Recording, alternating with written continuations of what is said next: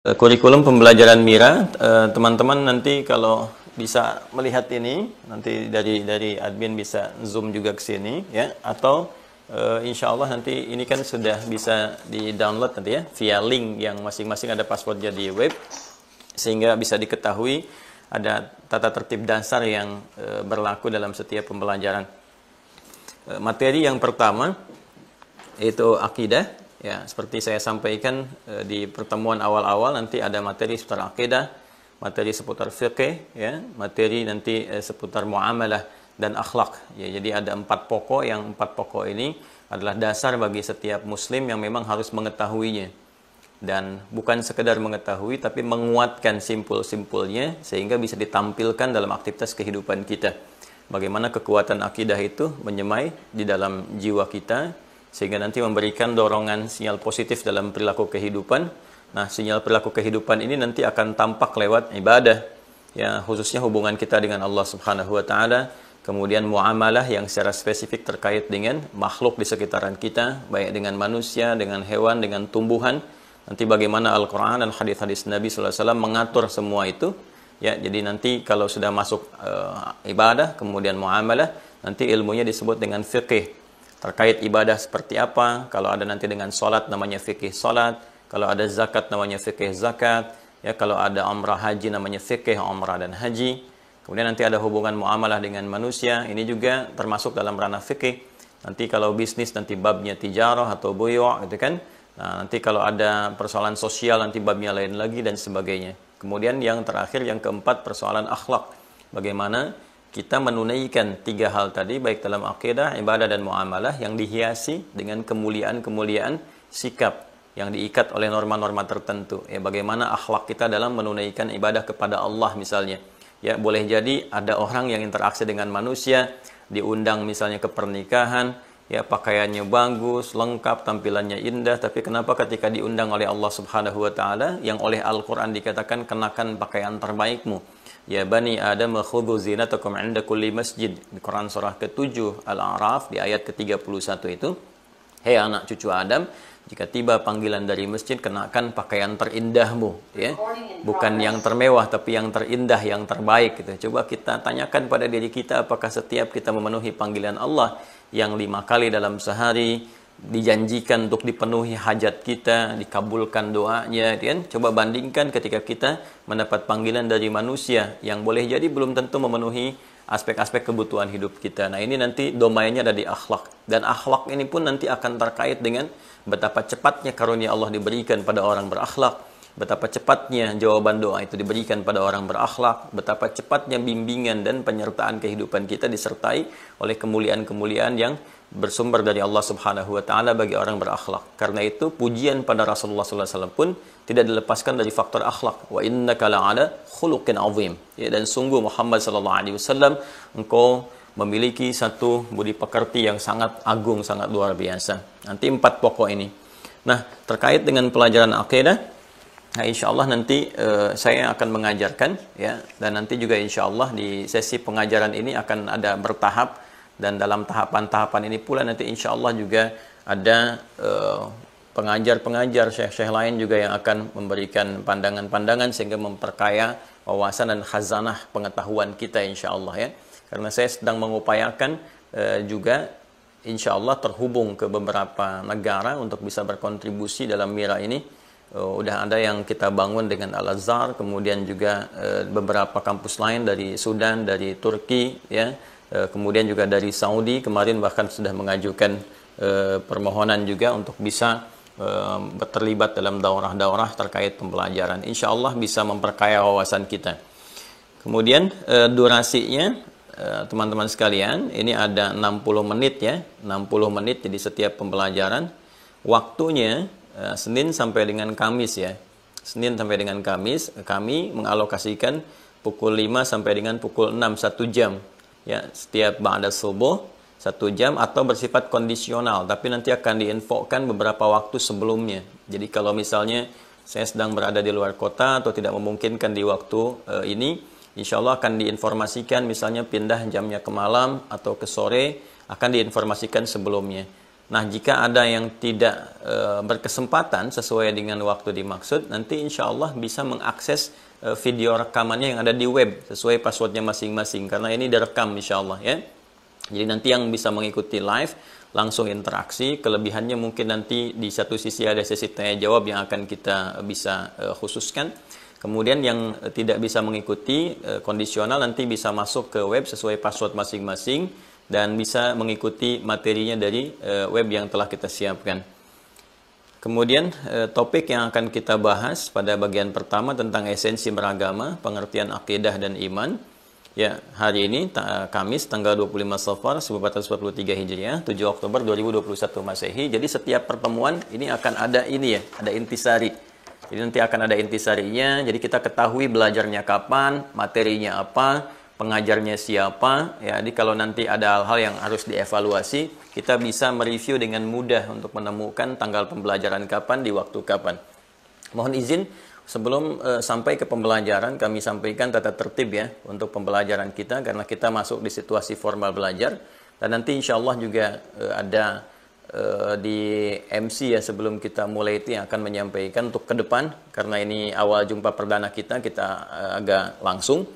Yang pertama, para mahasanti yang mengikuti KBM, kegiatan belajar mengajar via Zoom, wajib mendaftar via admin berdasar password yang telah dimiliki saat pendaftaran Mira. Jadi nanti kalau mau gabung, ya komunikasikan di admin, biasanya admin sudah menyampaikan, sehingga nanti bisa terukur absensi yang masuk ke kita ya. Jadi ini saya betul-betul akan serius, karena kita mengalokasikan waktu, ya, tenaga dan sebagainya juga, sayang kalau kita tidak maksimalkan. Kedua, mahasanti peserta Zoom wajib mengikuti dengan serius sesuai dengan adab menuntut ilmu. Jadi mohon ya, saya juga kan tidak sambil rebahan mengajarnya. Jadi antum juga mendengarnya jangan sampai sambil rebahan. Saya tidak sambil minum teh, minum kopi. Jadi antum juga fokus. Ya, karena tolong jadikan satu sesi pembelajaran itu khusus untuk belajar. Selebihnya silahkan nanti menata aktivitas yang lainnya. Kemudian mahasanti yang tidak mengikuti Zoom dapat mengakses video pembelajaran di web khusus Mira, tadi telah saya sampaikan. Keempat, mahasanti yang telah mengikuti pembelajaran wajib mengikuti evaluasi materi dengan menjawab beragam pertanyaan terkait yang disajikan dalam web. Jadi nanti setelah materi disampaikan, insya Allah ada sesi pertanyaan-pertanyaan untuk evaluasi pemahaman. Nanti setiap Anda bisa mengakses di web masing-masing sebelum masuk ke pembelajaran berikutnya. Jadi kalau belum mengikuti itu, kita tidak akan sertakan di Zoom ya, atau nanti juga belum bisa mengakses video yang berikutnya, karena nanti yang selanjutnya ini tidak akan tersambung live via YouTube ya. Jadi nanti hanya akan diakses di web tertentu saja yang sudah dapat password dan juga yang mengikuti Zoom. Saya menginginkan dengan metode ini apa yang kita pelajari semua dipahami. Jadi saya tidak menghendaki untuk hafalan, tapi menghendaki pemahaman. Jadi untuk menguji apakah paham atau tidak, kita turunkan lewat ragam pertanyaan terkait materi. Ini bukan persoalan naik kelas atau tidak naik kelas ya. Kita tidak ada hubungan dengan itu. Lebih kepada paham tidak materi yang disampaikan. Jadi kalau belum paham, sampai paham betul, baru naik lagi ke step pembelajaran berikutnya. Ya, boleh jadi nanti teman-teman sebelum pindah ke yang berikutnya akan selesai, karena skornya harus 100%. Ya, nanti akan ada penjelasan misalnya yang kurang di mana dari 10 pertanyaan. Kalau salah satu misalnya, nah, tetap teman-teman harus menyempurnakan dulu sampai betul-betul paham, baru naik ke step berikutnya supaya jelas dan mengerti apa yang telah dipelajari. Kemudian materi pembelajaran yang akan disampaikan secara bertahap dan hanya boleh diikuti oleh mahasanti yang lulus dalam sesi evaluasi tadi yang saya sampaikan. Jadi kalau sudah lulus itu baru boleh masuk ke yang berikutnya lagi, sehingga belajarnya nggak lompat-lompat. Jangan sampai baru gabung sudah masuk nanti ke materi yang ketiga, kayak naik tangga langsung lompat ke atas gitu. Sehingga nanti ada pemahaman yang melompat, dan ini agak berbahaya. Ini agak berbahaya. Saya sering perhatikan juga di ta'lim-ta'lim saat saya mulai mengajar juga. Ya, misal ada yang sudah belajar kitabnya Imam An-Nawawi misalnya, yang beliau mengarang juga At-Tibyan fi Adab Hamalatil Quran. Setelah itu beliau menuliskan 42 hadis disebut dengan Al-Arba'in An-Nawawiyah. Setelah itu Riyadhus Shalihin ya, 1896 hadis ya. Kemudian setelah itu nanti ada Al-Majmu', ada Sahih Muslim dan turunannya. Nah, ini belum belajar At-Tibyan sudah masuk misalnya ke Riyadhus Shalihin. Jadi persoalan ya, At-Tibyan itu kan tentang adab. Bagaimana cara kita belajar supaya berkah, supaya cepat paham, bagaimana menghormati guru Guru pun sama, belajar juga kitab itu. Bagaimana guru juga bisa menyampaikan dengan adabnya. Ya, walaupun kitab ini dikhususkan untuk berinteraksi dengan Al-Quran, tapi kaya sekali dengan pembelajaran adab dalam kita menuntut ilmu. Setelah adabnya dapat, maka ilmunya mudah diraih. Nah, saya perhatikan ada beberapa yang langsung lompat kepada kitab kesekian, tangganya tinggi, sehingga ketika mendapatkan informasi, adabnya tidak ada, sehingga keberkahan ilmu itu tidak didapatkan. Ini yang menyebabkan seringkali mudahnya seorang berdebat, mudahnya saling menyalahkan. Itu saya tidak pernah mengajarkan demikian. Jadi harus ada tazkiyah, kebeningan-kebeningan dalam hati kita yang mencerminkan akhlakul karimah. Ya, berbeda pendapat itu boleh-boleh saja terjadi karena tidak mungkin semuanya sama. Ya, sepanjang bukan dalam hal yang usul, yang pokok-pokok. Ya, kalau sudah dalam yang usul itu bukan beda pendapat lagi. Ya, itu ada perbedaan-perbedaan mendasar. Yang usul itu yang pokok ya, termasuk masalah akidah nanti yang pokok-pokoknya. Nanti ada furuknya, ya ada yang pokoknya. Keesaan Allah misalnya itu sudah pokok, nggak bisa ditawar. Nggak mungkin ada pendapat mengatakan berbeda, ulama berbeda pendapat tentang keesaan Allah, itu mustahil gitu ya. Tapi kalau masalah yang furuk-furuk dan sebagainya, turunan-turunan, cabang-cabang yang memang sifatnya fleksibel untuk kemudahan kita, maka di situ terbuka ruang sesuai dengan kemudahan masing-masing. Baik, untuk hari ini ada 5 pembahasan yang akan kita uraikan terkait topik pertama. Jadi di setiap topik itu ada subtopiknya, pokok bahasannya. Ya, topik pertama yang kita bahas sekarang tentang esensi beragama, ya, mengapa kita harus beragama gitu. Itu ya, itu poin yang pentingnya. Mengapa sih setiap manusia itu mesti beragama? Ya, sampai nanti kita bisa menjawab kalau ada orang yang mengatakan tidak beragama atau ateis dan sebagainya, nanti kita punya argumentasi setidaknya untuk menguatkan diri kita sehingga tidak terbawa dengan paham-paham yang tidak jelas, ya kan? Atau paham-paham yang sebetulnya juga menghadirkan problem baru. Ya, nanti kita akan bisa ukur itu semua. Nanti turunan-turunannya banyak ya, termasuk sepilis misalnya sekuler, liberal dengan pluralisme agama dan sebagainya. Nanti kita bisa uraikan secara ilmiah ya, dan kita tidak menyoal orang per orang tapi lebih kepada pemikirannya seperti apa, jalurnya dari mana, sejarahnya seperti apa. Kita bisa menjawab itu secara terukur.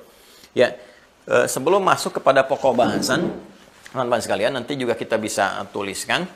Saya ingin perkenalkan dulu beberapa referensi ya. Jadi nanti setiap pembelajaran kita ada referensi yang kita tunjukkan sehingga lebih terukur. Dan dari referensi ini kita turunkan intisarinya sehingga mudah untuk kita bisa pahami dengan baik.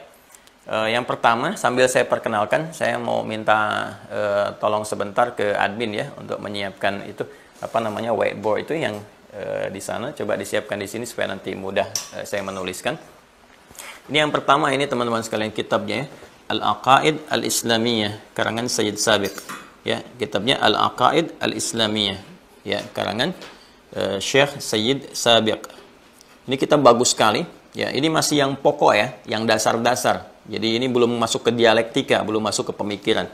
Ya, yang ini ya kami mempelajarinya, menghatamkan itu di Tripoli saat saya berkuliah. Ini objektif dan dipelajari di banyak tempat nih ya, kitab ini.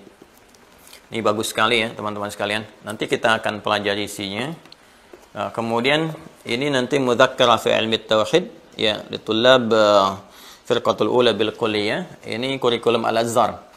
Ya, ini tentang kurikulum terkait dengan pembelajaran ilmu tauhid yang berlaku di Al-Azhar. Saya juga mempelajarinya saat kuliah di Darasat Islamiyah. Ya, jadi ini nanti kaya nih ya, kita bisa belajar yang versinya di Al-Azhar ya, ada yang di Tripoli, nanti juga ada yang dari Madinah, ada beberapa juga yang lain. Nah, ini dihimpun lagi Mudzakkar Ilmu Tauhid yang ini kuliah Darasat Islamiyah. Jadi ini kampus-kampus Timur Tengah yang standar, ini saya bawakan beberapa kurikulum-kurikulumnya, sehingga nanti insya Allah apa yang kita pelajari itu bukan hanya standar yang kita pelajari di Indonesia, tapi juga nanti yang dipelajari di luar negeri seperti apa, di kampus-kampus Islam bagaimana gitu ya. Jadi Anda yang belajar di MIRA ini, insya Allah mempelajari kurikulum yang sama dengan yang belajar di Al-Azhar ya, dengan yang belajar misalnya di Madinah gitu kan, di Tripoli kuliah dakwah Islamiyah dan sebagainya. Kita akan masuk ke yang standar. Nah, yang di standar ini belum masuk di dialektika. Jadi saya ingin sampaikan perjalanan pembahasan tentang materi akidah ini. Jadi ada pembahasan murni terkait dengan faktor penguatan keimanan. Rasulullah datang dengan risalah tauhid menyampaikan tentang pentingnya menguatkan akidah. Kita akan pelajari akidah itu apa. Ini masa 13 tahun saat di Mekah. Jadi sebelum hijrah ke Yathrib yang kelak bernama Al-Madinah Al-Munawwarah, dan kurang lebih 10 tahun di sana nanti menyampaikan risalah yang tahapan selanjutnya, terutama risalah yang terkait dengan aspek-aspek fikih. Jadi tauhid ini fasenya fase Mekah, dan fase Mekah yang 13 tahun ini terhimpun nanti dalam banyak ayat dalam Al-Quran, termasuk hadis-hadis Nabi Sallallahu Alaihi Wasallam. Saya ini baru tunjukkan kitab, belum kitab hadis ya. Jadi kalau nanti masuk kitab hadis, nanti saya bawa kitab hadisnya. Ini kitabnya yang ini, kan? Nanti referensinya begini, babnya ini dan sebagainya. Nanti untuk mempermudah kita intisarikan. Nah, nanti saat masuk ke akhir abad kedua, awal abad ketiga, baru masuk dialektika di situ. Dialektika itu banyak perbincangan-perbincangan, diskusi-diskusi, riset-riset, ya, pada tahap perkembangan ilmu pengetahuan, khususnya nanti di masa-masa Ma'mun ar-Rasyid, anaknya Harun ar-Rasyid, Khalifah Harun ar-Rasyid, yang memerintah sekitar tahun di akhir abad pertama 198 ya, 198 sampai dengan 218 Hijriah, yaitu di kisaran itu. Beliau lahir 14 September ya, di akhir abad kedua Hijrah, dan memerintah di 198 sampai dengan 218. Jadi akhir abad kedua, di awal abad ketiga Hijriah, bukan Masehi, karena kalau Masehinya masuk di akhir abad ke-8, awal abad ke-9. Nah, ini udah mulai banyak peningkatan pemikiran, dan beliau senang pengetahuan sehingga membuka apa yang disebut Baitul Hikmah. Jadi semua mesti belajar gitu, semua diterima, referensi dari luar diterjemahkan, dari Yunani, dari macam-macam, termasuk dari Roma. Nah, itu penerjemahan ini nanti ada yang terkait dengan filsafat dan sebagainya, sehingga ketika diterjemahkan, masuklah ke ranah-ranah pemikiran yang salah satunya bersinggungan dengan akidah. Dari situ nanti akan muncul banyak aliran-aliran terkait dengan akidah. Ya, nanti kita akan kenal dengan Mu'tazilah misalnya, aliran pemikiran akidah dari Ahlul Hadis, dari pemikirannya misalnya Abul Hasan Al-Asy'ari dan sebagainya, yang melahirkan mazhab-mazhab dalam akidah. Dan ini nanti saya akan jelaskan sejarahnya sampai terbawa sampai dengan ke suasana kini. Itu yang kita kenal nanti sekarang, misalnya ada ya di akidah itu ada yang mazhabnya Asy'ariyah, Asy'ari, ada yang kemudian menamakan dengan Salafi, ada yang Mu'tazilah, Qadariyah, Jabariyah, macam-macam. Itu periode-periode setelah dialektika. Jadi nanti saya akan tunjukkan juga referensi-referensi terkait itu. Jadi kan kita bagi ke dalam 3 bagian. Bab tentang masa-masa Nabi mengajarkan yang terhimpun dalam Al-Quran dan hadis-hadis Nabi Sallallahu Alaihi Wasallam. Ini yang akan kita pelajari di awal. Kemudian bab yang terkait dengan masa-masa banyak riset, diskusi-diskusi, dan dialektika seputar dialog-dialog penguatan keagamaan, yang juga salah satunya melahirkan nanti mazhab-mazhab dalam akidah. Jadi di akidah pun ada mazhab, bukan hanya di fikih. Jadi kalau di fikih kita temukan misalnya mazhab yang populer ya, di antara sekian yang banyak itu ada mazhab misalnya Hanafi dari An-Nu'man Abu Hanifah yang wafat tahun 150 Hijrah. Kemudian ada mazhabnya Imam Malik misalnya, ya, Malik bin Anas yang dikenal dengan Maliki. Kemudian ada mazhabnya Al-Imam Asy-Syafi'i, Muhammad bin Idris Asy-Syafi'i. Ada mazhab misalnya Hambali, Imam Ahmad bin Hanbal, ya, yang sangat populer. Yang 4 itu di fikih. Di akidah pun ada. Jangan salah gitu kan, ada. Dan ini pemahaman-pemahaman yang muncul dari penggalian terhadap nas-nas. Jadi nanti ada mazhab yang diikuti yang benar, ada mazhab juga yang tidak diikuti karena dampak dari akibat masuknya atau infiltrasi jadi diskursus-diskursus, pemikiran-pemikiran yang muncul dari dunia luar. Nanti kita akan belajar itu. Tapi yang pertama, sebelum kita masuk ke situ, lebih baik kita pelajari pokoknya dulu. Ini hal mendasar yang penting diketahui. Ya, kenapa sekarang kita temukan banyak ragam perbedaan pendapat yang kadang-kadang menjadi keras gitu dan melahirkan permusuhan. Karena yang digali dari awal itu bukan dasar pokok penguatan imannya, tapi langsung masuk kepada sejarah ke abad kedua, akhir kedua Hijrah ke awal ketiga Hijrah. Jadi belajar akidahnya tuh lompat dulu 2 abad gitu. Ini yang menjadikan kemudian banyak potensi pertentangan-pertentangan di masyarakat, sehingga muncul ini Asy'ari, ini Salafi, ini apalagi lompat lagi ke lebih tinggi lagi, ini Wahabi. Ya, ini I'tizali atau Mu'tazilah, ini itu. Kenapa terjadi demikian? Karena pembelajarannya kemudian di jalur pembelajarannya itu diposkan ya, atau dipusatkan itu di akhir abad kedua sampai awal abad ketiga Hijrah. Jalur itu yang kemudian difokuskan sehingga muncullah hal yang sekarang kita dapati. Tapi kalau kita penguatan dari awal dulu, kemudian aspek kesejarahannya dibahas, itu insya Allah pandangannya lebih objektif dan kita bisa lebih melihat mana yang kecenderungan kita bisa akan kuatkan. Ya. Jadi tolong dipisahkan ya antara belajar akidah dengan belajar sejarah akidah, ya, dengan belajar mazhab-mazhab dalam akidah. Nanti ini 3 hal yang berbeda. Nah, sekarang kita akan belajar dulu topik pertama tentang esensi beragama, pengertian akidah dan iman. Jangan-jangan kita bahas akidah, tapi belum memahami apa itu akidah, ya kan? Apa itu iman, apa bedanya akidah dengan iman. Di topik pertama ini saya sudah tuliskan di sini ada 5 pokok pembahasannya. Ya, 5 pokok pembahasan ini nanti teman-teman bisa download juga di sini. 1, anatomi manusia dalam Al-Qur'an dan Sunnah. Ya, kedua, kebutuhan manusia untuk beragama. Kenapa manusia harus beragama? Ketiga, menentukan kebenaran satu agama, bagaimana agama itu bisa dinilai benar sehingga bisa kita pilih, ya. Kemudian keempat, makna dan esensi akidah. Nah, dan kelima, korelasi iman dengan akidah. Ini 5 pokok pengantar. Ini baru pengantar ya yang kita pelajari. Nanti setelah itu pelan-pelan kita sarikan dari kitab-kitab yang telah kita tunjukkan. Baik, sekarang kita masuk bagian pertama. Tolong teman-teman fokus dulu ya. Kita belajar tentang anatomi manusia dalam Al-Quran dan Sunnah, dan di sini akan masuk korelasinya dengan hal-hal terkait agama dulu. Baru dari situ nanti akan turun pengertian akidah dan iman. Bismillah. Mudah-mudahan semua bisa terfokuskan, terlihat dengan baik. Baik, cukup ya, bisa kelihatan dari sini ya. Kalau saya geser ke sini, bisa nggak? Saya geser dulu ya, supaya nggak terlalu jauh gitu. Bismillah. Nah, segini. Kelihatan ya? Nah, ini saya juga lihat deh. Bisa lebih tampak. Nah, tolong nanti di-zoomkan ya, supaya lebih kelihatan. Bismillah. Kita pelajari yang pertama, anatomi manusia dalam Al-Quran dan Sunnah. Sebagian materi ini pernah saya sampaikan dalam ta'lim umum. Anatomi manusia. Ya.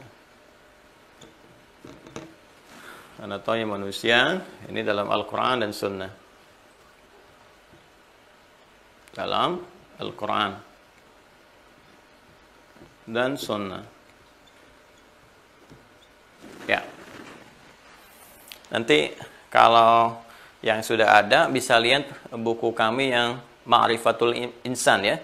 Ma'rifatul Insan, bimbingan menuju manusia paripurna. Di situ lebih terperinci. Ya.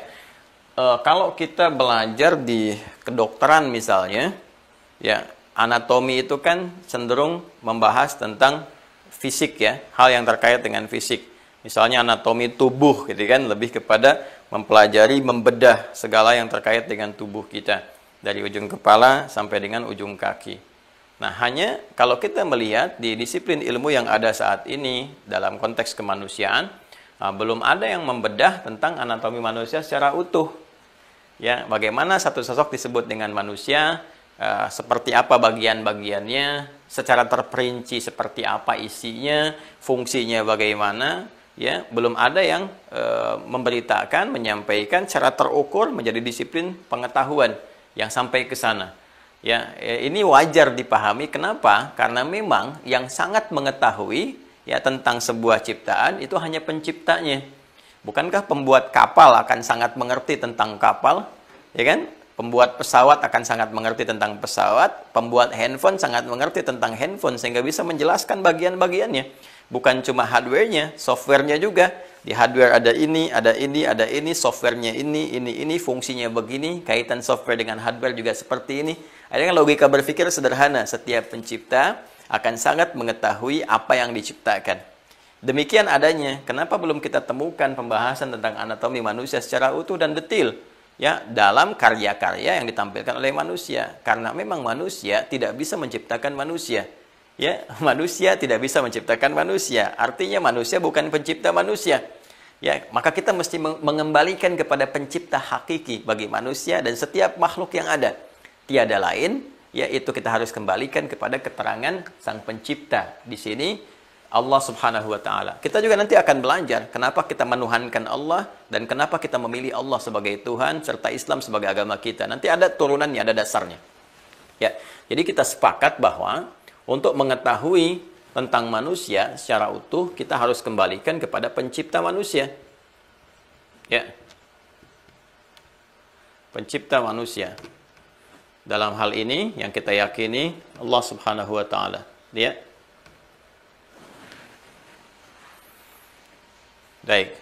Dalam hal ini yang kita yakini Allah Subhanahu wa taala. Nanti turunannya kita akan belajar ya, kenapa kita menuhankan Allah, dari mana datangnya nama Allah. Ini spesial semuanya. Kita akan bahas ya.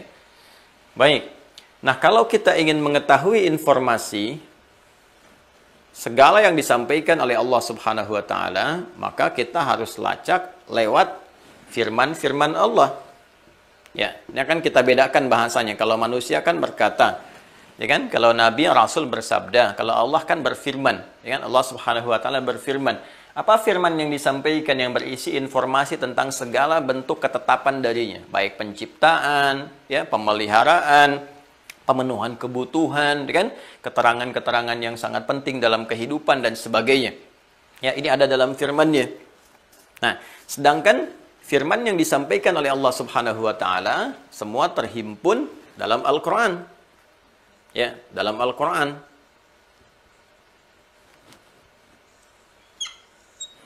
Untuk menyampaikan Al-Quran ini kepada umat manusia demi menerangkan siapa manusia, bagaimana manusia itu, seperti apa risalah kehidupannya, kenapa dia diciptakan, ya, mesti ada yang menjelaskan, itu kan?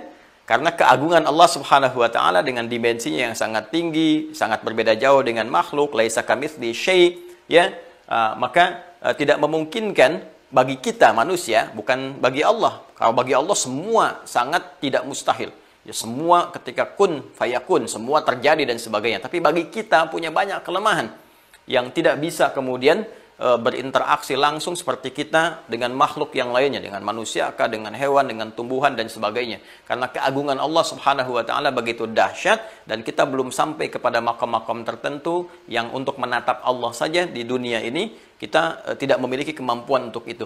Ya, kecuali nanti ada alam lain yang Allah sudah siapkan sesuai dengan bekal kita masing-masing di pembahasan-pembahasan berikutnya supaya kita gali nanti lebih mendalam. Maka Allah utuslah secara singkat utusan. Ya, utusan membawa misi. Di antara misinya menjelaskan ketentuan Allah, firman-firman yang ada dalam Al-Quran ini. Baik, nah utusan ini dalam bahasa Arab disebut dengan Rasul namanya. Ya, Rasul. Misinya membawa risalah, message, ya, pesan-pesan Rabbani. Nah ini, jadi diutus seorang Rasul untuk menyampaikan supaya lebih mudah diterima oleh bahasa kita. Ya, bahasa kemanusiaan, bisa hidup di tengah-tengah kita. Kalau Tuhan kan nggak memungkinkan ya bagi kita untuk berinteraksi seperti halnya manusia, nggak mungkin gitu ya, hadir di sekitaran kita ini itu sifatnya laisa kamitslihi syai', nggak sama. Kalau sifat manusia disamakan dengan sifat Tuhan atau sebagian dari sifat Tuhan, nanti setiap manusia bisa mengaku Tuhan. Ya, seperti Fir'aun pernah mengaku Tuhan, ana rabbukumul a'la, Namrud juga demikian dan sebagainya. Ya, dan disadari sepenuhnya pada akhirnya kalau dia itu manusia, punya keterbatasan, nggak mungkin jadi Tuhan, dia meninggal juga, ya. Kemudian juga punya banyak kelemahan dan sebagainya. Karena itulah Allah ingin menunjukkan kepada kita melalui Rasul yang diutus bahwa kita ini manusia, kita ini ciptaan, dan harus menyadari bahwa sepenuhnya kita ini makhluk yang punya tugas-tugas tertentu. Maka diutuslah Rasul dalam setiap perjalanan umat manusia. Dari Nabi Nuh alaihissalam, kalau Adam alaihissalam kan bukan Rasul, ya, tapi Nabi.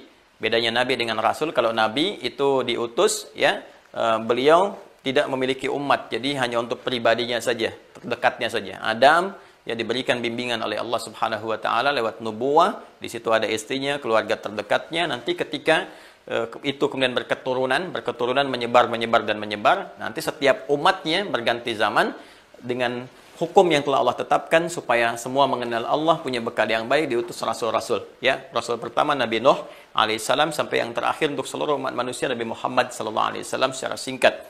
Ya, maka setiap rasul itu nanti akan diberikan kitab yang disebut dengan Hudan namanya. Hudan. Ya, ini yang disebut Hudan ini adalah bimbingan atau pedoman hidup berupa firman-firman Allah Subhanahu wa taala. Ya, yang diturunkan, disampaikan oleh Allah Subhanahu wa taala untuk membimbing manusia supaya benar menjalani kehidupan di bumi sebagai khalifah. Ya. Nah, ini ya pedoman hidup ini. Adam juga sama, ketika turun diberikan hudan. Quran surah kedua Al-Baqarah di ayat 38. Qul nahbitu minha jami'a fa imma ya'tiyannakum minni hudan. Faman tabi'a hudaya fala khaufun 'alaihim walahum yahzanun. Sekarang dimulai misi kehidupan manusia. Adam dan pasanganmu turun ke bumi, jalani kehidupan. Aku akan berikan pedoman hidup. Siapa yang mengikuti pedoman hidupku ini, ya, pedoman hidup yang telah Allah tetapkan, faman tabi'a hudaya fala khaufun 'alaihim walahum yahzanun, maka aku jamin, kata Allah, kehidupannya akan selalu lekat dengan ketenangan dan juga kesenangan. Khauf itu takut, gelisah. Lawan dari gelisah itu tenang.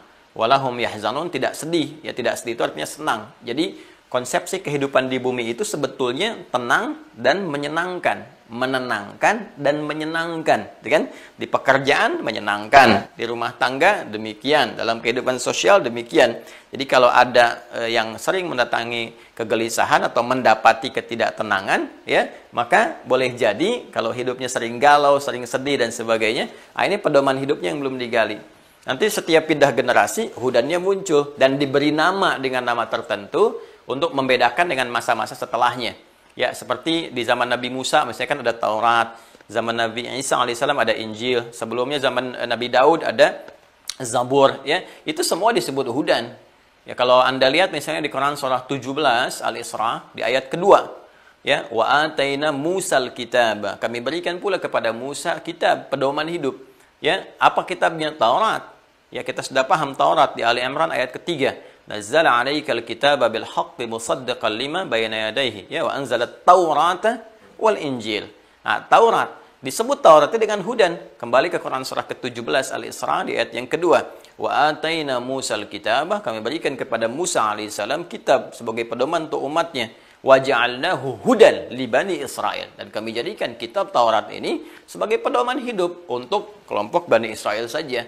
Jadi terbatas Bani Israel. Boleh jadi nanti di satu umat nabinya bisa banyak. Ya, seperti saya sampaikan di era Nabi Ibrahim itu ada Nabi Ibrahim, Nabi Lut alaihi wassalam. Ya, di era Nabi Isa ada Nabi Isa alaihissalam, ada juga Nabi Yahya gitu kan yang lahir sebelumnya. Kemudian di eranya misalnya Nabi Musa, ada Nabi Nuh alaihissalam, ya, keduanya bahkan ditugaskan bersamaan. Nabi Musa sebagai seorang rasul, Nabi Nuh pendampingnya gitu kan alaihi wassalam. Nah, jadi ini hudan. Nabi Muhammad diutus untuk umat yang terakhir sampai kehidupan berakhir. Karena itu bahasanya di Quran tidak menunjuk kepada kelompok atau etnis tertentu. Kalau sebelumnya kan umat, kaum, bani gitu kan, Bani Israel ya Bani Israel. Nabi Muhammad tidak.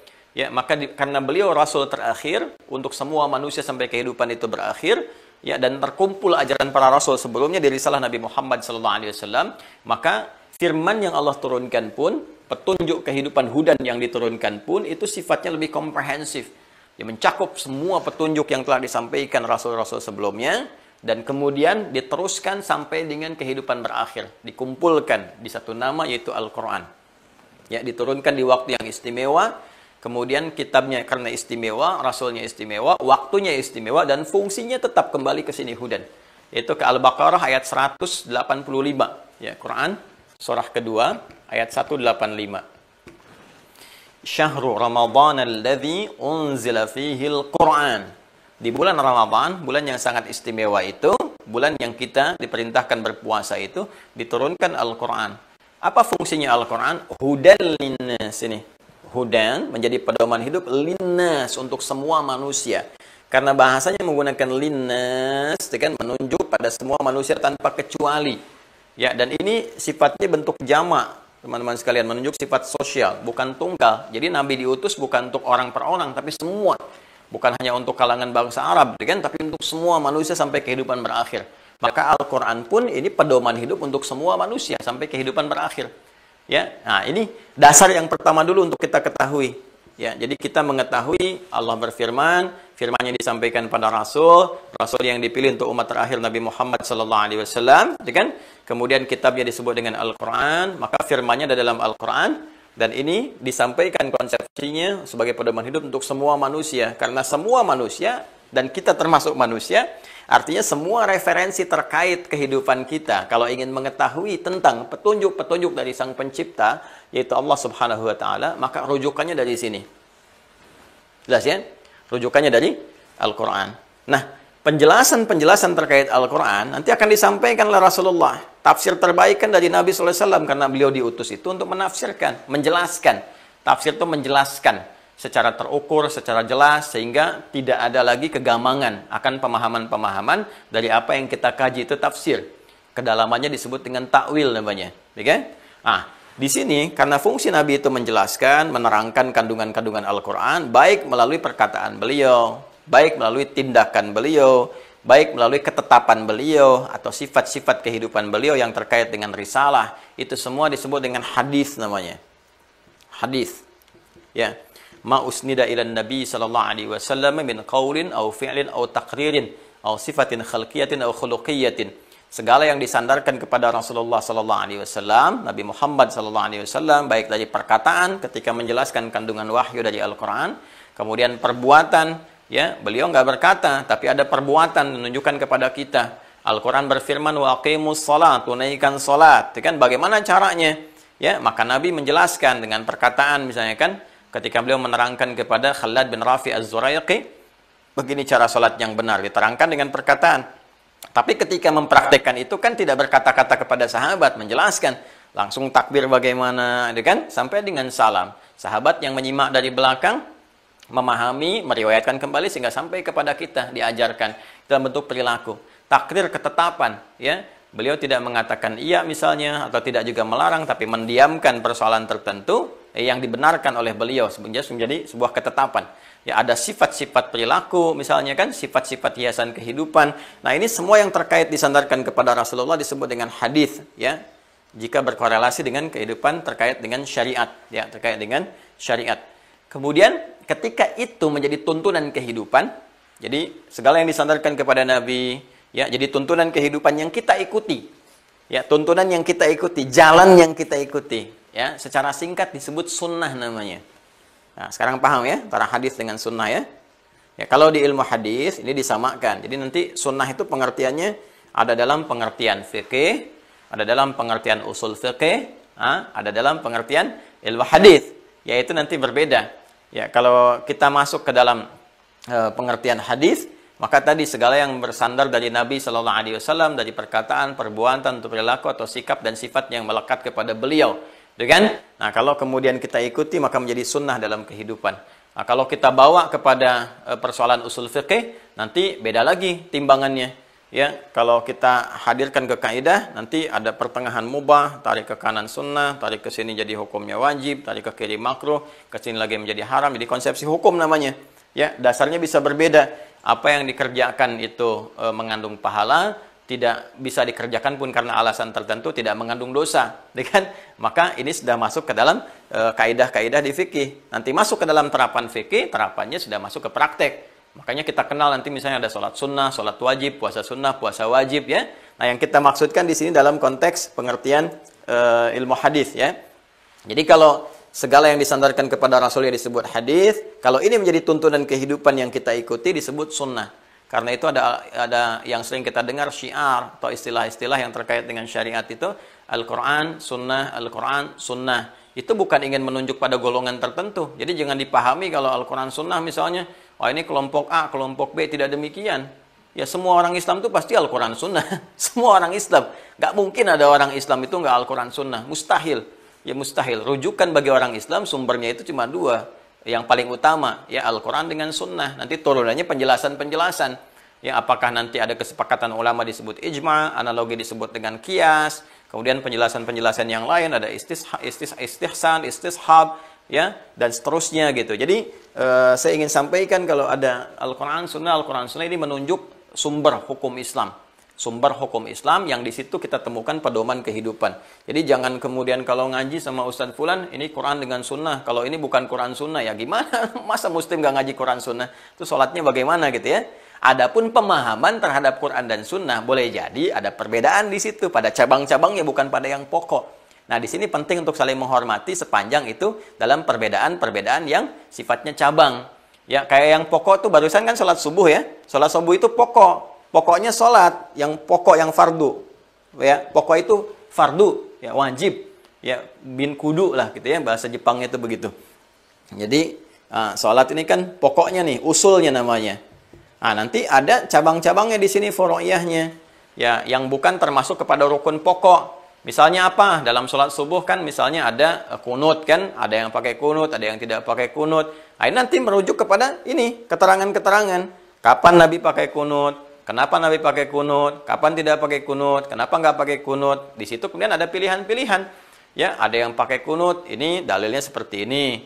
Ya, misalnya dipilih nanti oleh Al-Imam Syafi'i yang paling populer, gitu kan? Kemudian Imam Malik juga kunut di subuh. Imam Malik kunut, cuma kunutnya beliau sebelum rukuk, silent, disirkan. Kalau Imam Syafi'i memilih riwayat yang jahar setelah ruku. Setelah ruku yang tidak sami Allahu liman hamidah, kemudian kunut jahar dalam berjamaah, ya. Sir ketika tunggal atau sendirian. Nah, jadi yang mempraktikkan Imam Syafi'i, Imam Malik, perbedaan pada prakteknya terkait dengan posisi waktunya atau keadaannya. Kemudian Imam Ahmad memilih untuk pertengahan, ya. Nanti pas ada nazilah peristiwa tertentu saja. Kita akan bahas nanti secara mendetil. Ya, Imam Abu Hanifah memilih untuk tidak kunut, alasannya begini. Itu semua furu'. Ya, bukan hal yang pokok. Semuanya justru mengacu referensinya kepada sunnah. Karena nanti ada turunan sejarah mengatakan Nabi kunut dalam peristiwa A, gitu kan? Setelah itu kejadiannya begini. Hadis dari Ibnu Umar, beliau meneruskan kunutnya, mengajarkan kepada Al-Hasan doanya. Hadis lain praktekkan beliau nggak kunut lagi setelah itu, ya kan? Nanti muncul surah di Ali Imran itu yang ayat 128. Ya, laisa laka minal amri syai'un aw yatuba 'alaihim aw yu'adzibahum fa innahum zalimun. Kan? Jadi ketika turun ayat itu nanti Nabi mengajarkan kepada Al-Hasan doanya yang Allahumma hdini fiman hadait dan seterusnya. Ibnu Umar kemudian melestarikan itu, ada sahabat yang tidak meneruskan. Di sini baru ulama melihat, ya, oh saya mau teruskan aja, toh Nabi pun tidak melarang dan mengajarkan doa. Yang lain mengatakan, oh itu Nabi kunutnya saat ada peristiwa tertentu disebut nazilah, maka muncul istilah kunut nazilah. Yang lain mengatakan saya tidak kunut saja karena asalnya nggak kunut, ya, ada peristiwa itu baru kunut, makanya tidak kunut. Nah, ini pandangan terhadap sunnah, ya, pandangan terhadap sunnah. Jadi kalau ada yang misalnya yang kunut, jangan Anda katakan itu bukan sunnah. Atau kalau ada yang kunut mengatakan itu bukan sunnah, bukan. Ya, semua mengacu ke sini. Jadi jangan sampai diukur lah yang furu'iyah. Ini menunjukkan pemahamannya terbatas, belum mengerti gitu, belum paham. Nah, pada yang belum mengerti ini jangan dimarahi. Jadi jangan sampai terlibat ikut-ikut pertentangan. Saya tidak mengajarkan permusuhan, tapi lebih mencerahkan, cari referensi, cari wacana. Kita bisa berbeda pendapat, tapi saling mahabbah, saling mencintai. Ya, kalau dasarnya kita itu bening, bersih, ada rasa cinta, ada rasa kebaikan, insya Allah kehidupan kita akan lebih nyaman. Minimal untuk kita sendiri tenang. Wah, ini kok mau jadi baik malah mikirin orang. Anda aja ibadah belum benar, masa sudah ngoreksi ibadah orang lain? Kan? Apa kita menjamin ibadah kita sempurna? Kan belum tentu juga gitu ya. Di sini pentingnya kita bersikap adil dan bijak ya. Minimal untuk diri kita. Perbaiki dulu.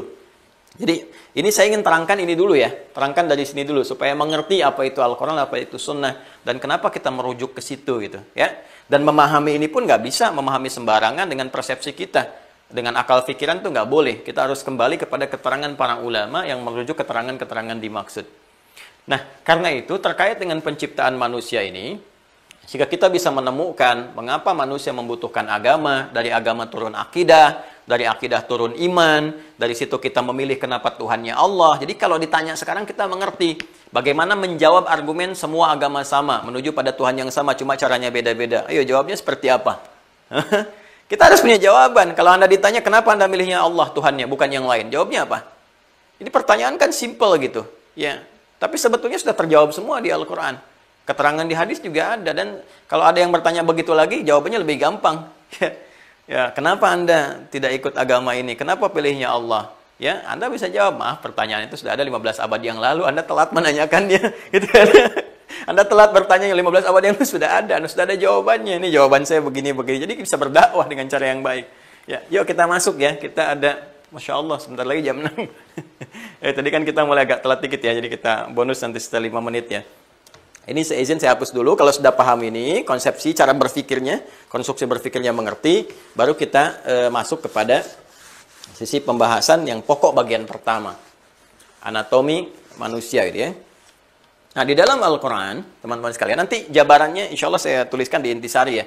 Kadang-kadang nanti untuk mempercepat misalnya, saya sampaikan dulu pokoknya, nanti dalilnya nanti Anda bisa lihat secara terperinci, atau nanti kalau diperlukan yang penting saya akan tuliskan ya, secara khusus. Disebut manusia, konsepsi berpikirnya secara singkat begini, secara singkat ya. Kalau nanti mau lebih mendalam, dibaca buku yang pernah saya sajikan tentang manusia, Ma'rifatul Insan ya, Ma'rifatul Insan. Bimbingan menuju manusia paripurna.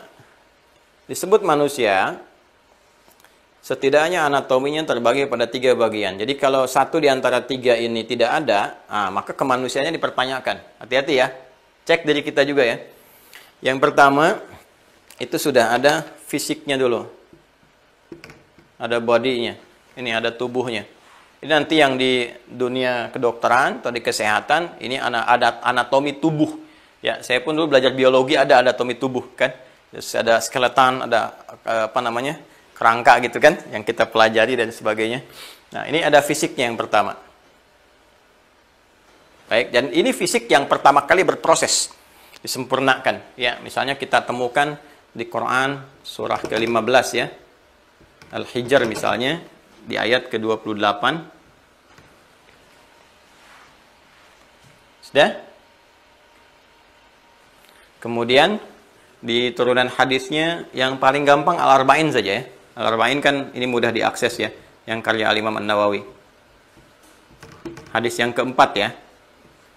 Hadis yang keempat, riwayatnya dari sahabat Abdullah bin Mas'ud.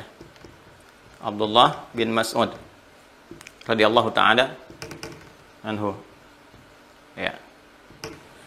An Abi Abdurrahman Abdullah bin Mas'ud radhiyallahu ta'ala anhu qala Rasulullah sallallahu alaihi wasallam wa huwa shadiqul masduq inna ahadakum yujma'u fi batni ummihi 40 yawman nutfah thumma yakunu mithla dhalika 'alaqah thumma yakunu mithla dhalika mudghah ya thumma fayursalu ilaihi al-malak ya kemudian fayumaru bi katbi 40 dan seterusnya hadis.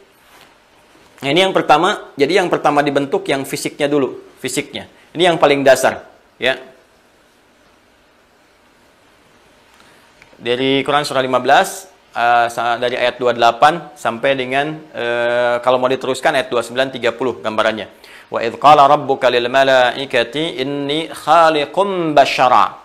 Ya, dan ketika Rabb Muhammad sallallahu alaihi wasallam berfirman kepada para malaikat dan sebagian kalangan jin yang ada pada saat itu, inni sungguh aku khaliq.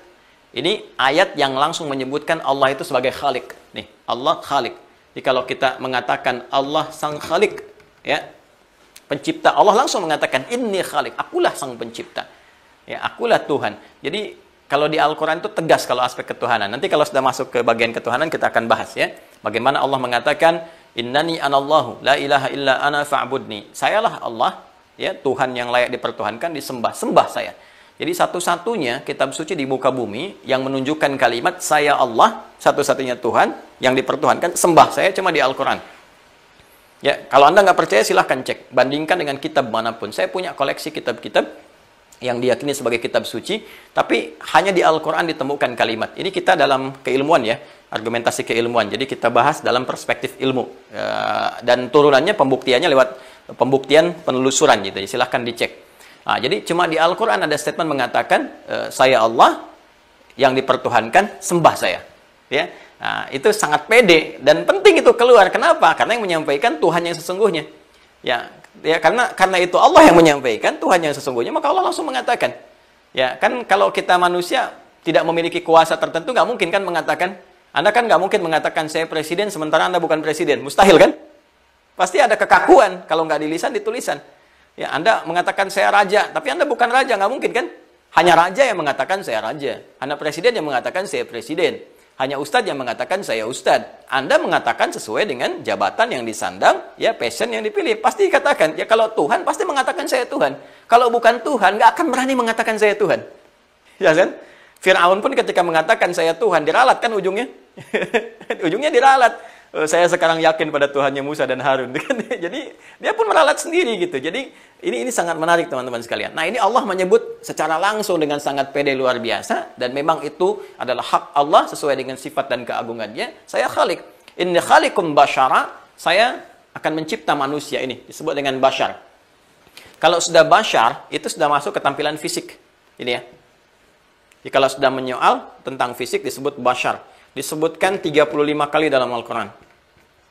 Ya, secara tunggal. Nanti ada basyara ini sekali dalam Al-Quran. Jadi kalau sudah menyebut aspek fisik, ya, yang terkait dengan misalnya penampakan kulit. Kulit itu juga dari bahasa Arab itu disebut dengan basyarah. Ya, yang kulitnya halus. Halus, diraba halus, enak dipandang. Jadi untuk membedakan dengan makhluk lainnya. Ya, kalau binatang kan kulitnya beda. Ya, silakan cek kalau nggak percaya. Anda keragunan kalau sudah buka nggak ada PPKM, silakan cek. Bedakan antara kulit Anda misalnya dengan kera. Bisa kelihatan bedanya kan? Dengan singa gitu kan, beda. Nah, manusia disebut bashar karena tampilan fisiknya, kulitnya itu bagus, halus, baik, beda dengan makhluk lainnya. Termasuk dengan tumbuhan. Kulit pohon kan beda dengan manusia, ya. Nah, ini fisikal. Termasuk nanti ada fungsi tubuhnya yang terkait dengan nafsu, yang butuh makan, butuh minum, dan sebagainya. Ini bashar namanya. Ya, bashar. Jadi kalau sudah disebutkan bashar, ini sudah masuk aspek fisik. Ya, bahkan nanti detil. Detil sekali di surah Al-Hajj ayat yang kelima perkembangan fisik ini disebutkan. Quran surah ke-22 Al-Hajj ayat yang kelima disebutkan.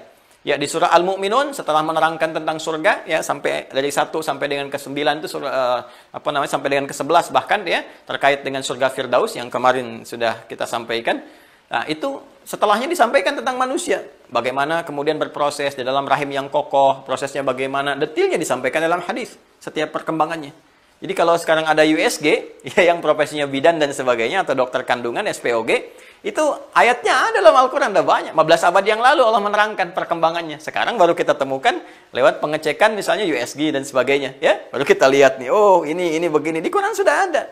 Jadi satu-satunya riset ilmiah yang sekarang terbukti tentang segala yang terkandung dalam janin, keterangan satu-satunya terdapatnya dalam Al-Quran.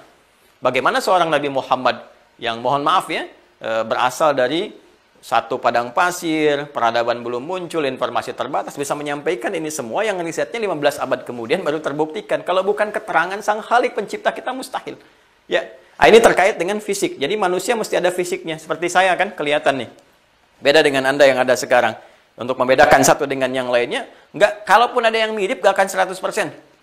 Ya, nggak ada bagai pinang dibelah dua gitu kan. Mau dibelah dua, dibelah tiga, dibelah empat, tetap bakal ada pembedanya. Karena secara fisikal ada penandanya. Ini kalau disebutkan nih, ya kan sekarang kita bisa pindah dari sidik jari, ya terus dari genetik DNA, sekarang diambil dari rambut, dari apa, nggak akan sama 100% semuanya. Pasti ada perbedaan secara fisik.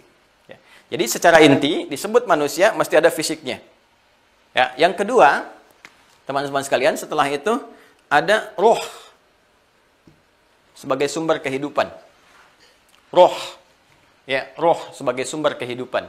Makanya di ayatnya juga ayat yang sama. Kalau kita teruskan, nanti secara fisik nanti kita bahas lebih dalam kalau yang dalil-dalilnya. Nanti turun surat At-Tin misalnya, laqad khalaqnal insana fi ahsani taqwim dan sebagainya. Nah, yang penting tahu dulu manusia mesti ada fisik. Kedua, roh. Roh, ayatnya sama. فَإِذَا سَوَّيْتُهُ وَنَفَخْتُ فِيهِ مِنْ رُوحِي فَقَعُوا لَهُ سَاجِدِينَ. Kan? Maka ketika disempurnakan fisik ini, setelah sempurna, bertahap, berjalan kesempurnaan, usia 4 bulan ditiupkan roh. Di roh. Roh ini usia 4 bulan kandungan. Dalam kandungan. Ya, berkembang, usia 4 bulan, roh ditiupkan. Ya.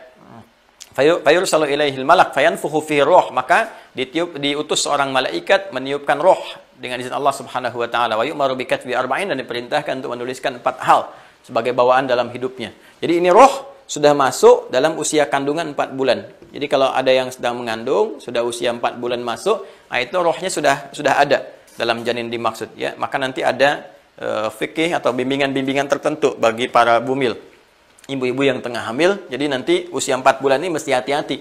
Ya, biasanya kan suka lupa tuh trimester pertama dijaga itu baru jagaan secara fisik. Menjaga fisik. Tapi penjagaan sesungguhnya setelah masuk 4 bulan karena rohnya sudah masuk. Awas ya. Nah, ini roh yang menjadi sumber kehidupan. Jadi nggak mungkin saya bisa berkata, ya bertutur, bergerak ini kalau nggak ada roh. Jadi harus ada fisik, ada roh. Yang ketiga secara cepat akal. Ya, akal. Jadi manusia itu mesti punya fisik sumber kehidupan, roh, fisik sumber pergerakan, ya, roh sumber kehidupan, dan akal ya untuk kontrol pergerakan itu. Ya, bagaimana akal dengan pengetahuan nanti meneruskan bimbingan dari roh. Kata roh, kamu bergerak begini, dicerna oleh akal, ya akal mengikat itu semua, karena disebut akal untuk mengikat. Mengikat antara hubungan roh dengan fisik.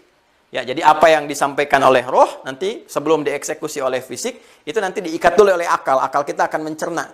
Ya, diperintahkan dari roh nanti. Nanti ada dari roh itu ada sumber takwa yang memerintahkan kebaikan. Sepersekian detik tuh, Masya Allah, begitu sempurnanya Allah menciptakan. Sepersekian detik. Ya, kata roh sampaikan untuk disampaikan. Nanti dicerna oleh akal, diikat, disampaikan lewat lisan. Ditatap oleh pandangan, bergerak kaki dan sebagainya. Nah, itu nanti ada akal untuk pengikat. Ya, akal ini, teman-teman sekalian, dan roh ini, dan fisik ini, itulah tiga yang membentuk kemanusiaan seorang manusia secara umum. Pokoknya ada tiga. Kalau hilang salah satu, maka kemanusiaannya juga terhenti. Ya, misal, ini fisik ada, roh ada, akal nggak ada. Jadi hewan. Paham ya? Jadi hewan. Hewan kan nggak berakal. Jadi kalau Anda menuntut hewan berpikir, itu keterlaluan. Ya, ada ayam misalnya Anda sudah nyapu, ayam buang kotoran, Anda marahin tuh, dasar ayam, mikir tahu, tadi kan baru saya bersihkan, itu Anda yang nggak berpikir. Karena ayam kan nggak mikir gitu. Ya, jadi jangan marah-marah sama hewan, nggak ada kerjaan. Ya, nggak ada kerjaan, karena hewan nggak berpikir. Ya, nah kemudian juga kalau ada fisik nih, ada akal, tapi rohnya nggak ada. Ini namanya jasad sudah terhenti. Ya, sudah meninggal. Roh nggak ada tuh udah meninggal. Ya, kalau roh dicabut, ini fisiknya ada gitu kan. Kemudian juga ini masih bersemayam, walaupun tidak berfungsi kan, bersemayam dalam dirinya karena nggak ada rohnya. Jadi ini nggak hidup, ini meninggal. Karena unsur kehidupan dicabut, dia meninggal. Jelas kan? Nah, kalau rohnya ada, akalnya ada, fisiknya nggak ada. Nah, ini gentayangan. Mustahil ini. Ya, ini mustahil nih. Ya, kuntilanak, pocong, genderuwo, macam-macam dan sebagainya, itu istilah-istilah manusia gitu ya. Nah, ini nggak ada. Jadi kalau sudah fisiknya nggak ada, ini juga nggak ada kehidupan, gitu kan? Maksudnya nggak bisa bergeraknya seperti apa nih? Ya, karena itu mohon izin, manusia disebut manusia dengan sifat basyariahnya, kebasyarannya, mesti ada fisik, roh dan akal. Apa kaitannya dengan agama? Kaitannya adalah setiap bagian dari manusia ini, saya tidak katakan tubuh ya, setiap bagian dari manusia, teman-teman sekalian, ini memiliki kebutuhannya masing-masing. Harus ada nutrisi, harus dipupuk, kalau nggak hidup. Ya, kita ambil contoh misalnya fisik nih. Fisik ini punya kebutuhan, punya nutrisi. Kalau nggak dipenuhi, lemas. Lemas. Dan memungkinkan 4S. Ya, 4S itu. Apa itu 4S? Satu, sakit, gitu kan? Yang kedua, bisa stroke. Yang ketiga, sekarat. Keempat, selesai. Gitu kan?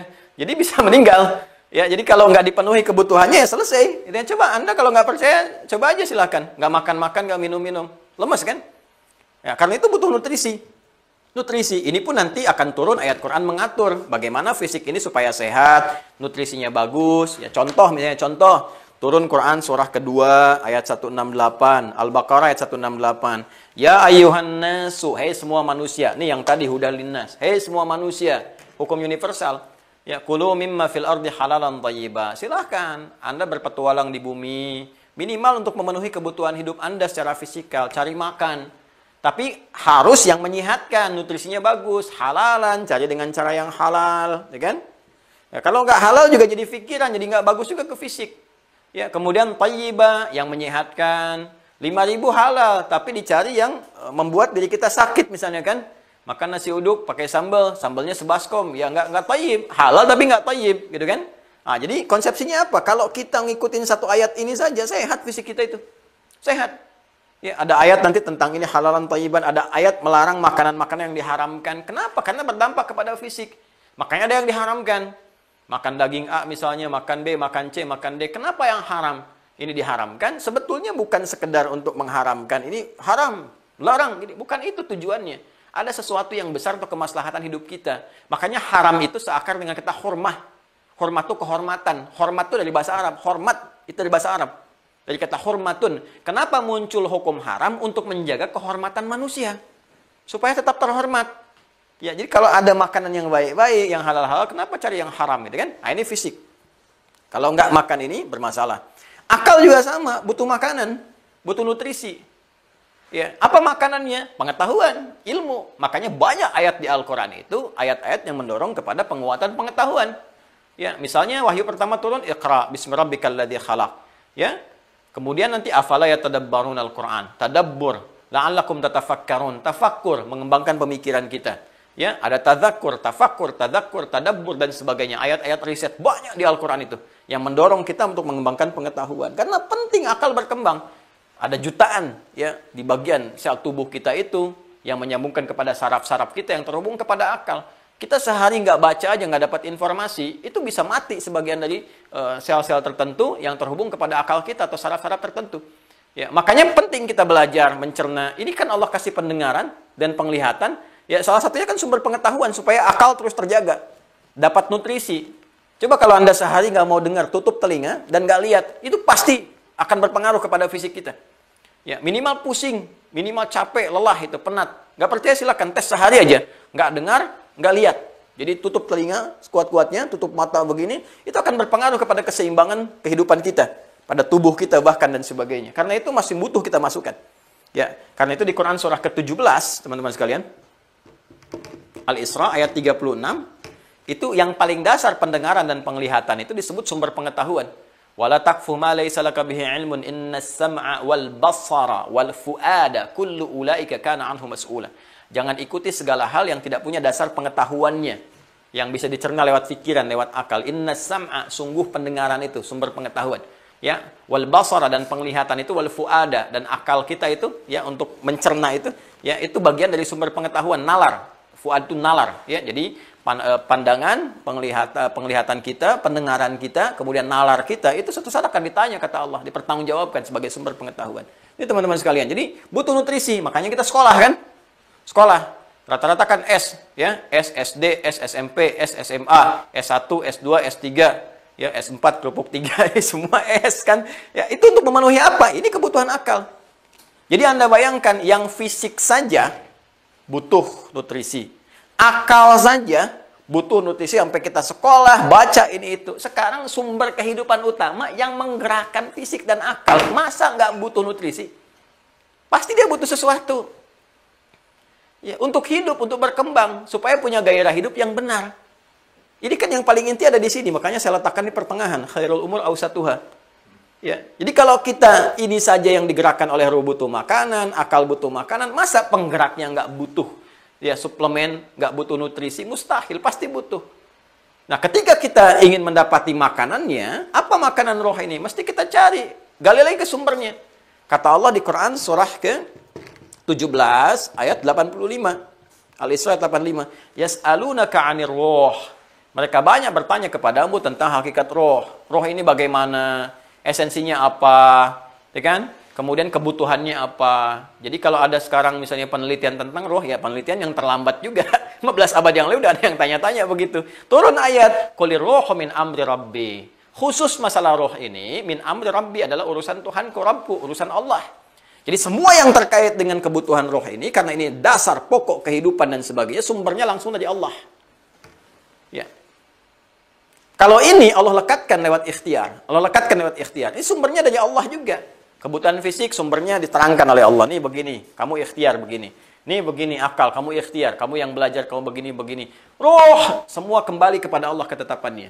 Sumber kehidupan, sumber penggerak, sumber inti dan sebagainya. Allah yang maha tahu ingin menetapkan. Nah, ini ada sesuatu yang penting. Kenapa ketika urusan roh ini, semua dikembalikan kepada Allah subhanahu wa ta'ala secara langsung. Sementara yang ini kita diberikan keterangan, walaupun sumbernya dari Allah juga. Ini dari Allah juga, tapi kita diberi keterangan. Kamu silahkan makan, silahkan beraktivitas, diberi keluasan. Cuma ini jangan yang disentuh yang begini. Ya, dan jangan bertanya, kenapa yang enak-enak itu yang dilarang gitu kan? Gak usah bertanya begitu. Cari aja, begini. Ya, masuk ke sini, silahkan kerjakan. Tapi ketika masuk kepada roh, spesifik Allah katakan, "Qul roh min amri rabbi, wa ma utitu minal ilmi illa qalila." Kalian nggak bisa menguasai segala hal, kata Allah. Ada satu bagian yang semua dilekatkan langsung kepada Allah. Allah yang berikan langsung. Masya Allah. Makanan roh itu Allah yang langsung berikan. Ya, Allah menunya yang langsung tampilkan. Ya, laisa kamitsli syai', jangan dibayangkan macam-macam, nggak boleh. Yang saya sampaikan ini tata kebahasaan. Allah yang langsung tampilkan menu untuk roh. Allah yang siapkan kebutuhan-kebutuhan roh dan sebagainya. Nah, semua hal yang disiapkan oleh Allah itu untuk menjadikan roh ini semakin kuat, semakin hidup, sehingga semakin mendekatkan kebutuhan-kebutuhan manusia dalam kehidupan terpenuhi dan menjadikan dirinya semakin dekat dengan Allah Subhanahu wa taala. Ini rahasianya. Jadi, kenapa Allah berikan semua kebutuhan roh itu langsung dari Allah Subhanahu wa taala, ya, menunya, macam-macamnya dan sebagainya? Tujuannya pertama untuk memberikan bimbingan pokok kepada manusia supaya benar menjalani hidup, karena ini intinya. Jangan sampai keliru. Ya. Yang dengan ini fisik digerakkan dengan benar, akal digerakkan dengan benar, sehingga ilmunya juga benar, fisiknya benar, dan dalam kebenaran ini terbangun kedekatan dengan Allah Subhanahu wa taala. Sesuatu yang dekat, sangat dekat, dekat itu disebut dengan dana. Dana. Di antara maknanya dekat. Ya. Wadanal jannataini dan, kan? Nah, dan ada di surga itu hal-hal yang berdekatan, sangat dekat sehingga mudah diraih. Kan? Pengen ini makanan ambil saking dekatnya gitu ya. Orangnya disebut dengan dani, namanya dani itu yang dekat. Ya. Jadi nanti ada dana begini, ada dana sifatnya rendah, dana yaddu dunuan, sifatnya disebut dunia. Kenapa dunia disebut dengan dunia? Dunia. Gitu ya. Ya. Dunia. Ya, ad-dunya mata'un kan, ad-dunya. Ini seakar dari kata dana juga. Sesuatu yang dekat, sesuatu yang singkat, ya, sesuatu yang rendah. Kenapa dunia disebut dengan dunia sifatnya? Karena segala kehidupan di sini berlangsung singkat. Kayaknya baru kemarin ya, kita SD, sekarang udah punya anak, udah punya cucu dan sebagainya. Ini dunia. Ya, hubungannya dekat. Dan kalau kita terlalu mengejar dunia, maka akan rendah kehidupan kita di mata Allah Subhanahu wa taala. Dana sesuatu yang dekat, sesuatu yang rendah, sesuatu yang berkonsekuensi. Frame yang meliputi sifat ini disebut din namanya. Ad-din. Kama tadinu tudan. Masih ada terkait dengan ini, din. Kenapa din disebut din? Ya, karena dengan din ini kita bisa membangun kedekatan dengan Allah Subhanahu wa taala. Saya ulang, kenapa din disebut din? Karena ketika masuk kepada frame ini, frame din ad-din ini, maka akan terbangun kedekatan dengan Allah Subhanahu wa taala dari kata ini. Ya. Dekat. Singkat. Jadi orang yang bisa masuk ke dalam frame din ini, semua komunikasi dengan Allah itu akan dijawab begitu singkat. Makanya orang-orang yang kuat dinnya berdoa langsung dijawab. Pengen ini diberikan, ini dibimbing, cepat. Ya, cepat sekali. Singkat, dekat dengan Allah Subhanahu wa taala. Sebaliknya, orang-orang yang menjauh dari ini maka sifat muncul. Sifat dari dana itu rendah, terendahkan. Orang yang menjauh dari din ya rendah di hadapan Allah Subhanahu wa taala. Tidak punya nilai di hadapan Allah Subhanahu wa taala. Kembalinya begitu rendah. Itu konsepsinya. Karena itu ada orang Arab mengatakan kama tadinu tudan, sebagaimana engkau memeluk ad-din, masuk dalam ad-din, maka di situ pula engkau akan dibalas. Apakah engkau dekat atau jauh dengan Allah Subhanahu wa taala. Nah, ad-din ini teman-teman sekalian, ketika ditampilkan dalam Al-Quran, konsepsi ad-din ini, frame ini yang disebutkan oleh Al-Quran di dalamnya langsung mengatur kebutuhan roh. Di dalam ad-din inilah ada petunjuk-petunjuk, ada pedoman-pedoman, yang notabene semua itu adalah nutrisinya roh. Supaya roh itu punya hubungan yang dekat dengan Allah. Supaya bisa menggerakkan fisik, ya, terhubung dengan Allah. Dibimbing oleh Allah, ilmunya dibimbing Allah, gerakannya dibimbing Allah, berkatanya dibimbing Allah. Muncul itu semua dari sini, dari roh. Ya, supaya rohnya dekat dengan bimbingan Allah, ya, kalau doa cepat dikabulkan, fisik bermohon mengangkat tangan, lisan berkata, ya Allah aku ingin cepat dikabulkan, kuncinya dari sini. Maka dia harus membangun kedekatan dengan Allah. Untuk membangun kedekatan dia harus masuk ke dalam ad-din. Ad-din inilah yang diterjemahkan dalam bahasa kita dengan nama agama. Agama, yang asalnya agama itu seperti bahasa Sanskerta. Tidak, agama rusak. Jadi konsepsi yang dibangun supaya menjaga manusia supaya nggak rusak. Nggak rusak akalnya, nggak rusak pikirannya, nggak rusak fisiknya. Ya, itu masih umum.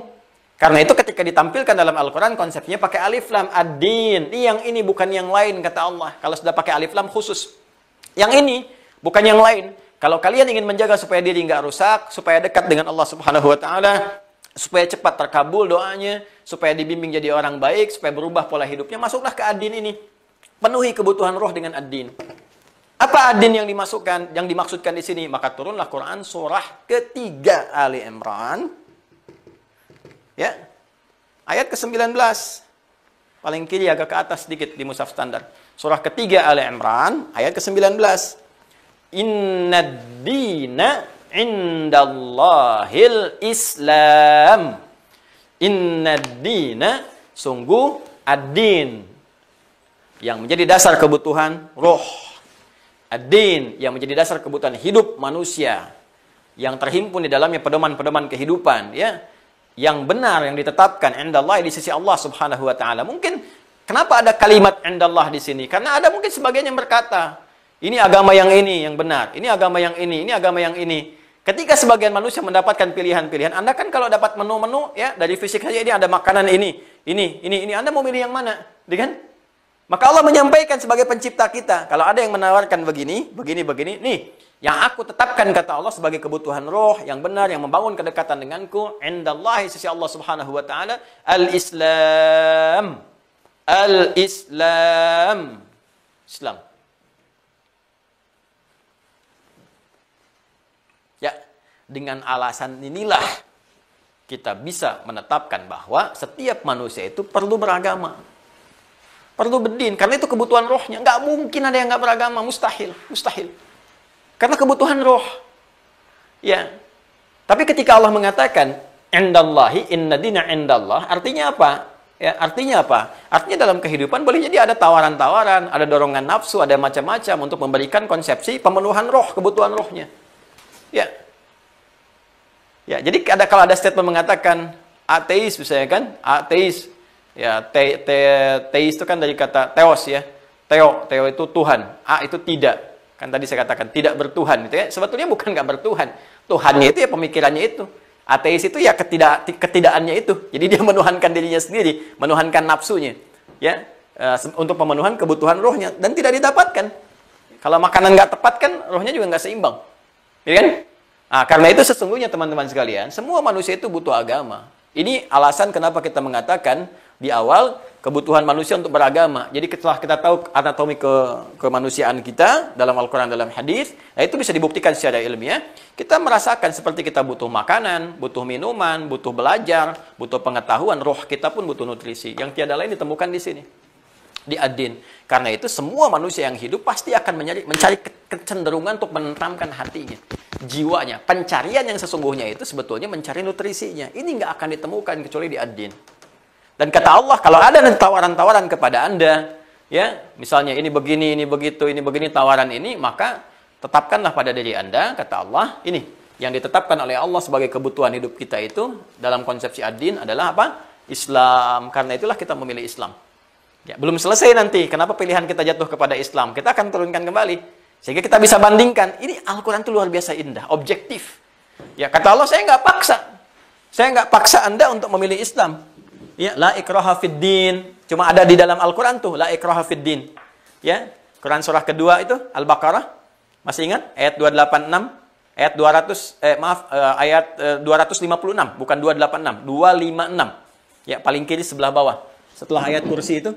Ya, kemudian la ikraha fid din, tidak boleh ada paksaan. Indah sekali Allah itu meminta kita untuk menganalisis sehingga menemukan kebenaran itu. Lalu Allah berikan taufik, Allah berikan petunjuk, berikan hidayah, berikan taufik. Gak boleh paksa orang, lakum dinukum waliyadin. Ya silahkan, kamu bisa memilih. Tapi Allah berikan petunjuk ya supaya kita memilih yang benar. Diberikan dorongan-dorongan, gambaran-gambaran, petunjuk-petunjuk, digambarkan kenapa kamu pilih ini. Kenapa yang lain itu tidak bisa diukur sebagai konsepsi beragama yang ditetapkan dengan standar kebenaran gitu. Tinggi standarnya. Ya, tapi yang pertama kita pelajari dulu, tahap pertama dulu. Jadi kalau sekarang kita ditanya kenapa kamu pilih untuk beragama, ya kita bisa menjawab karena agama itu kebutuhan spiritual saya, kebutuhan roh saya. Sama dengan Anda kalau nggak makan kan Anda lemas. Nah saya ini kalau nggak beragama, roh saya lemas. Fisik saya nggak bisa beraktivitas dengan baik, akal saya nggak bisa. Kemudian mencerna dengan baik. Itu kebutuhan roh. Ini jawaban pertama. Ya kan? Kenapa Anda pilih Islam? Nah, belum selesai jawabannya. Belum selesai. Nanti ada materi selanjutnya. Saya sudah lewat nih. Lewat 15 menit ya. Mohon maaf. Jadi kalau ditanya, pertama kita mesti jawab kenapa Anda beragama. Jadi jawaban kita yang paling gampang. Karena agama adalah kebutuhan roh saya. Kebutuhan spiritual saya. Soul, spirit. Ya, jadi seperti tubuh saya nggak makan, saya bisa lemas. Kalau saya pun tidak beragama, pasti hati akan gelisah. Hati tidak akan tenang. Ya, jadi kalau nggak percaya, Bapak Ibu silahkan lah. Hati itu pasti butuh ketenangan. Dan ini yang menggerakkan semua kita beraktivitas. Kalau dia nggak tenang, nggak akan nyaman kita beraktivitas. Dan sumber ketenangan itu nanti ada dalam agama. Ada dalam agama, itu sumber segalanya. Nah sekarang persoalannya, kenapa yang kita pilih adalah Islam? Kenapa Allah menetapkan agama yang benar itu Islam? Apa standar kebenaran Islam itu? Kenapa kita memilih Islam? Apa standar kebenarannya? Bagaimana kalau dibandingkan dengan kepercayaan lainnya, keyakinan yang lain? Bagaimana kita bisa menjawab syubhat-syubhat yang muncul, semua agama sama, tinggal kita pilih menuju Tuhan yang sama? Gimana cara membuktikannya? Menjawabnya seperti apa? Nanti saya pun sudah ada referensi termasuk juga dari buku-buku dan sebagainya dari aspek sejarah. Ya, tapi kita akan kembali kepada Al-Quran dulu. Insya Allah nanti itu yang akan kita pelajari di pertemuan berikutnya hari Senin insya Allah ya. Hari Senin. Jadi ini kita baru masuk ke pokok bahasan kedua. Anatomi manusia dalam Al-Quran. Nanti ada ujiannya ya. Harus lulus semua ya. Ada ujiannya nanti ditanya tuh. Apa saja Anda sebagai manusia, unsurnya apa, dalilnya apa. Kemudian kenapa manusia harus beragama? Nanti ada pertanyaannya. Nanti yang ketiga, menentukan kebenaran satu agama. Kalau sudah paham, kita bangga dengan Islam, kita tahu, kita punya argumentasi kalau ditanya. Itu secara ilmiah, sangat objektif secara ilmiah. Nanti kalau sudah seperti itu, bagaimana menguatkannya? Menguatkan keislaman. Jadi kalau sudah paham Islam itu benar, menurut kita ya, pemeluknya, itu harus ada itu loh. Ya, dan negara pun menjamin. Jadi pasal 29 ayat 2, negara menjamin kemerdekaan penduduk untuk memeluk agamanya masing-masing dan beribadah menurut agama dan kepercayaannya itu. Jadi ketika kita akan memeluk, kan kita mesti punya keyakinan kan? Ya kan? Kalau kita sudah tahu Islam yang benar, bagaimana meyakinkan pada diri kita? Menguatkan pada diri kita sehingga mengikat Islam dalam kehidupan kita. Sesuatu yang mengikat dengan kuat, dijaga supaya nggak lepas, disebut dengan akidah namanya. Dari kata akada. Ya, maka yang muncul akad nikah, akad. Kenapa pakai akad? Maksudnya jaga kalimat itu, jaga komitmen itu, lepas. Jangan sampai terlepas, jaga. Ya, jaga sepanjang kehidupan kita. Nah, ini sifat paling dalamnya disebut dengan akidah. Kenapa disebut dengan akidah? Jaga keislaman kita itu, jangan sampai terlepas sampai kita wafat. Orang yang mengikat itu, namanya muslim. Islam, tadi dinnya disebut Islam. Orang yang mengikat dirinya dengan Islam disebut muslim. Jamaknya disebut muslimun. Maka muncul Quran surah ketiga Ali Imran ayat 102. Ya ayyuhalladzina amanu taqullaha haqqa tuqatih wa la tamutunna illa wa antum muslimun. Hei orang-orang yang telah beriman, ya tingkatkan takwamu kepada Allah, jaga tuh keislamanmu, akidahmu itu. Jangan sampai engkau wafat kecuali dalam keadaan memegang akidahmu dengan kuat. Jadi akidah itu mengikat dengan kuat, dengan baik. Ya, dan nggak mungkin kita bisa ikat kalau kita nggak punya keyakinan. Harus yakin dulu kan? Yakin tanpa ragu. Nah, keyakinan tanpa ragu itu disebut iman. Bagaimana kita bisa mendapatkan iman? Ya kan? Seperti apa kita bisa mengikat iman dalam jiwa kita? Yakin tanpa ragu, diikat kuat. Kemudian bagaimana menentukan kebenaran Islam yang kita yakini supaya kita nggak goyah? Itu materi selanjutnya di pokok bahasan ketiga sampai 5. Paham ya? Paham insya Allah ya? Baik, maka kalau paham berlakulah surat Al-Maidah itu. Ya, ini ayat 100 sampai 101. Ya ayyuhalladzina amanu la tas'alu an asya'a in tubdalakum tasukum. Hei orang-orang yang telah beriman. Ini beriman semua kan ya? Hei orang-orang yang telah beriman, jika penjelasan telah disampaikan kepadamu dengan terang, maka jangan banyak ditanyakan. Karena pertanyaan dari yang jelas itu membuat nanti penjelasan semakin tidak jelas. Apalagi waktunya udah lewat. Maka nanti kalau sudah selesai sampai 5 pembahasan, baru kita buka untuk diskusi. Sekarang kita cukupkan dulu. Selanjutnya kewajiban Anda untuk menjawab beberapa pertanyaan. Nanti masuk ke web, kita akan siapkan pertanyaan supaya lulus dari sini, masuk ke yang berikutnya insya Allah. Saya kira itu yang bisa disampaikan. Ini baru pengantar, kita belum baca kitab nih. Ya, belum baca kitab, belum masuk ke fase penjabaran Nabi. Nabi itu ngajarin apa sih pokok akidah kepada umatnya di fase Mekah? Kan harus tahu tuh. Yang diajarkan Nabi apa sih? Itu kan? Nah, ini kita akan lihat seperti apa gambarannya sehingga muncul orang-orang hebat yang bahkan mempertahankan keyakinannya dengan nyawanya gitu ya. Sampai muncul ayat-ayat Quran mengatakan Allah mengadakan perniagaan bagi orang-orang yang mau berniaga dengan jiwanya, dengan hartanya dan sebagainya. Itu ayat tentang apa itu ya? Jangan salah dipahami juga. Tapi yang paling hebat bagaimana akidah itu bisa membentuk karakter seorang muslim yang sangat dahsyat dalam kehidupan. Demikian, semoga bermanfaat. Semoga Allah memaafkan kesalahan kita, mengampuni dosa-dosa kita. Semoga Allah menyempurnakan yang kurang-kurang yang kita pelajari, mengoreksi apa yang salah dari apa yang telah kita dapati, dan semoga Allah membimbing kita kepada jalan-jalan yang baik. Saya penting sampaikan, jika ada yang benar itu dari Allah dan Rasulnya. Kalau ada yang salah dari penyampaian saya, itu mutlak kekurangan ilmu saya, ya kesalahan pribadi saya. Mohon jangan diambil kalau ada yang tidak tepat ya, dan saya pun sangat senang kalau disampaikan ada yang keliru supaya saya bisa benarkan ya sesuai dengan apa sandaran-sandaran yang benar. Cukup ambil pendapat yang lebih baik dan buka wawasan kita, belajar dari guru-guru lain supaya mendapatkan wawasan yang baik sepanjang standar ilmu itu benar, bukan yang aneh-aneh gitu ya.